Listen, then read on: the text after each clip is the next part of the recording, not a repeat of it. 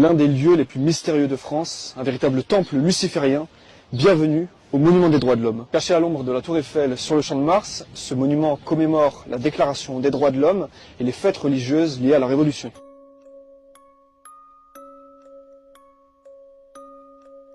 Pour cette vidéo, je suis accompagné de mon ami Mizar, passionné par le sujet, à qui je vais laisser la parole. Donc merci Louis de m'inviter. Effectivement, nous sommes sur le Champ de Mars devant le Monument des droits de l'homme, inauguré en 1989 dans le cadre des grands travaux de Mitterrand par Jacques Chirac, qui était à l'époque maire de Paris. Un véritable condensé de symboles cryptiques, tous en lien avec la franc-maçonnerie et sa gnose comprenant l'Ancien Testament, la mythologie grecque, les cultes à mystère romain et toutes sortes de traditions. Pour mieux comprendre l'importance de ce monument commandé par Mitterrand, il faut savoir que celui-ci, en quittant la République et l'Élysée en 1995, est venu s'installer dans son appartement juste à côté, dans lequel il mourra 6 mois plus tard, en janvier 1996. Comme nous le voyons, cette porte principale ornée de profusion de détails, tous plus symboliques ou cryptiques, est entourée de 2 colonnes principales, en référence au temple de Salomon, les 2 colonnes Jacquin et Boaz, propres à la franc-maçonnerie. Parmi cette multitude de symboles se cachent des références historiques, architecturales, astrologiques, cosmologiques et même cyclologiques.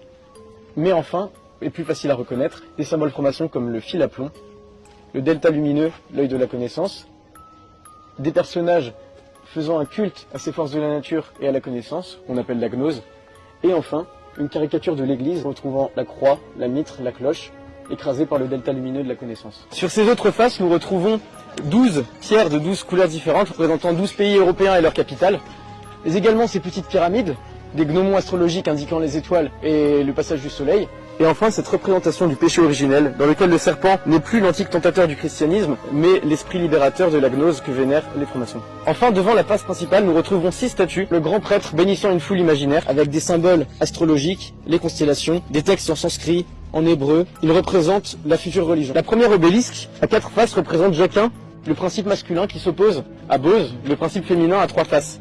Ces 2 obélisques, symboles de la connaissance et du savoir humain, sont couvertes de symboles des pieds à la pointe, mais surtout 2 sculptures dorées représentant l'homme et la femme. Les 2 derniers personnages, la femme et l'enfant, représentent la République maçonnique universelle, que l'on voit à l'œil d'Horus ici, qui guide l'enfant qui est l'avenir de l'humanité, en le consacrant au grand prêtre et en grand orateur devant le temple de la maçonnerie. Dernier élément, l'intérieur de ce temple, visible par le trou de la façade principale.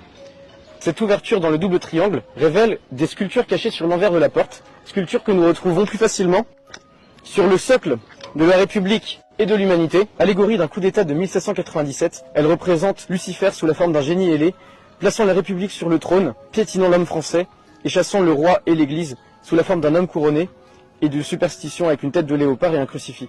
C'est cette représentation qui est au centre de l'autel. Mais concrètement, qu'est-ce que cela nous apprend sur la vie spirituelle? Le diable